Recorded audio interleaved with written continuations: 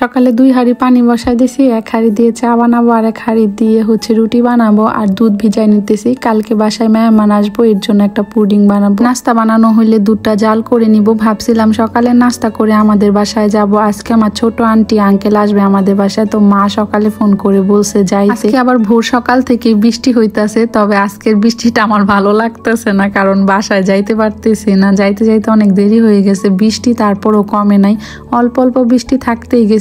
আর এই তো সকালের নাস্তাও রেডি হয়ে গেছে, ডাল আর নাস্তা করার পর আব্বা বাজারে যাইতেছে। বাজার তেমন একটা নাই, শুধু রোস্টের মুরগি আনবো আর টুকটাক কিছু আনবো, শসা লেবু টেবু। 9:30 বাজে। আজকে আর বাহিরে মনে হয় না রান্না করা যাইবো, যেই বৃষ্টি হইতাছে, অনেক জোরে বৃষ্টি নেমে গেছে। দুপুরের জন্য ডালও বসাই দিছে, এদিকে আমার পুডিং এর দুধ জাল হইতেছে। আব্বা আবার বাজার পাঠাই দিছে, শসা লেবু টমেটো, তারপরে আবার পোলা চাউল আনছে। পোলা চাউল লাগতো না, বাসায় কিন্তু 2 প্যাকেট আছে। তারপর আব্বা নিয়ে আসছে। দেখেন কেমন বৃষ্টি হইতেছে। আমার যা রোস্টের মুরগিগুলা কাইটা নিতেছে। আমি এদিকে দুপুরের জন্য ভাত বসাবো, তো ভাতটা কুকারে দিয়ে দিলাম, কারণ বৃষ্টি হইতেছে, বাহিরে রান্না করব না। মাছটা আমি ভাইজা নিছিলাম। পরে দেখি যে বৃষ্টি একটু কমছে, তারপর আমার যারে বললাম শুটকি ভুনা কইরা নিতে। আমি আবার উপরে চলে আসছি রেডি হওয়ার জন্য, আর নিবানোর জন্য একটা গিফট নিয়ে যাব, ওইটাই ব্যাগে ভরতেছি। পরেই তো বের হয়ে গেছে, আর এখনো কিন্তু বৃষ্টি হইতাছিল। সামিউন বেল খাইতে খাইতে যাইতেছিল, মা আবার ওরে বেল দিছিল। তারপরে তো বাসায় চলে আসছি। আইসা দেখি আঙ্কেলরা 11:30 বাজে এখন সকালের নাস্তা করতেছে। আঙ্কেলদের আবার আইসা সকালের নাস্তা করার কথা ছিল, তো মা অনেক রকম ভর্তা ভাকা এগুলা বানায় রাখছিল। তবে বৃষ্টির জন্য আসতে দেরি হয়েছে। নিমতলা আসার পর নাকি অনেক জোরে বৃষ্টি নামছিল, পরে ওইখানে বৈশা ছিল প্রায় 1 ঘন্টার মতো, এর জন্য দেরি হয়ে গেছে। আর এই যে 11:36 সকালের নাস্তা করতেছে। আর নিভান যে গিফট পাইয়া কি খুশি, ও এমনিতেও কোনো বক্স দেখলে গিফট দেখলে অনেক বেশি খুশি হয়। এই সময়ের বাচ্চারা ফোন ছাড়া কোনো কিছু দিয়ে খেলতে চায় না, তো এর জন্য ওর জন্য একটা গিফট আনছি আমি। এটা অনেক বেশি ভালো, ওর জন্য উপকার হবে অনেক বেশি।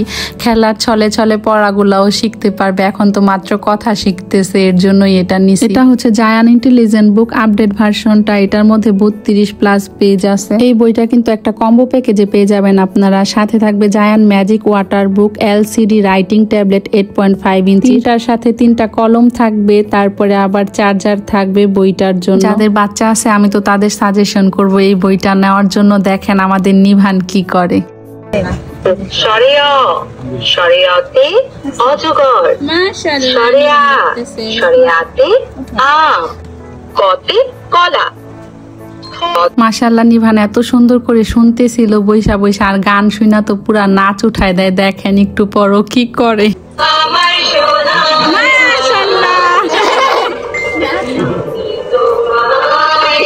যেটা তো ম্যাজিক বুক।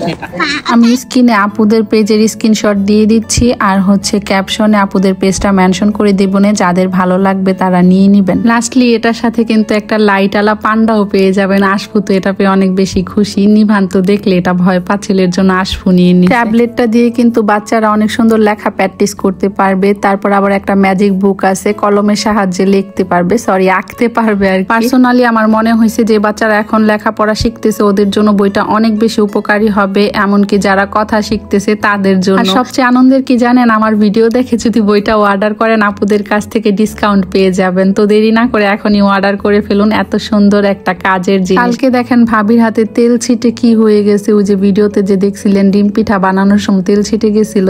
আমি এদিকে আমার খালার বাসায় আসছি, সেজু আন্টির বাসায় আর কি। তো আন্টি রান্না করতেছিল, খালা তো বোন আবার বিস্কিট চানাচুর যা যা ছিল ঘরে দিতে নিছিল। পরে আমরা বললাম কিছু খাবো না, শুধু একটু চানাচুর দিতে। তারপরে তো চানাচুর খাইতেছিলাম। আর এই ড্রেসটা ও নিজের হাতে বানাইছে, নতুন কাজ শিখছে, নিজেরটা নিজে বানায়, অনেক সুন্দর হয়েছে মাশাআল্লাহ।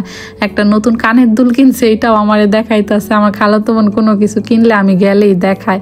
তারপরে তো আন্টি আর আমি চানাচুর খাইছিলাম অনেকক্ষণ বসে। এই চেনটাও নাকি কিনছে, লকেট আলা, সুন্দরই হয়েছে। ওই বাসা যাওয়ার পর নামছিল বৃষ্টি, তো আমার মা আবার চিল্লাচিল্লি করতেছিল আসি না কেন, খাবার দিয়ে দিছিল। আইসা দেখি যে আঙ্কেলদের আমাদের দেরি দেখা, পরে আবার বৃষ্টির পরে সাথে সাথে রোদ উঠে উঠে গেছে।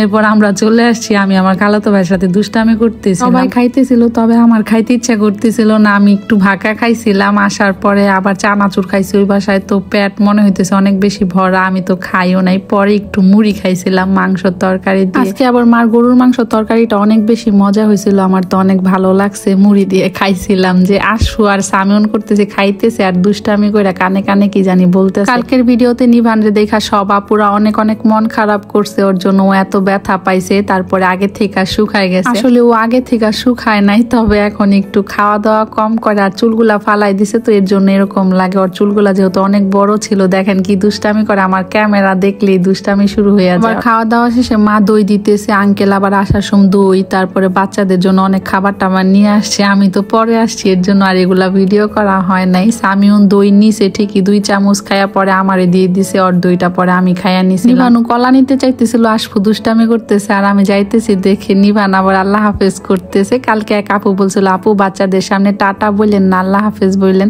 আমি চইলা যাইতেছি দেখে বুঝে আবার মন খারাপ করতেছে। আন্টি বলতেছে, দেখ তোর জন্য মন খারাপ করে। এরপর বাসায় আইসা পড়ছি, আইসা নিচে পুডিংটা বসাই দিছিলাম। আমার যারা জাল করতেছিল, উপরে আসছি ভাবছি একটা কেকও বানায় রাখবো, তো আইসা দেখি যে ময়দাগুলা সব নষ্ট হয়ে গেছে, অর্ধেকের বেশি ময়দা ছিল এই ডিব্বাটার।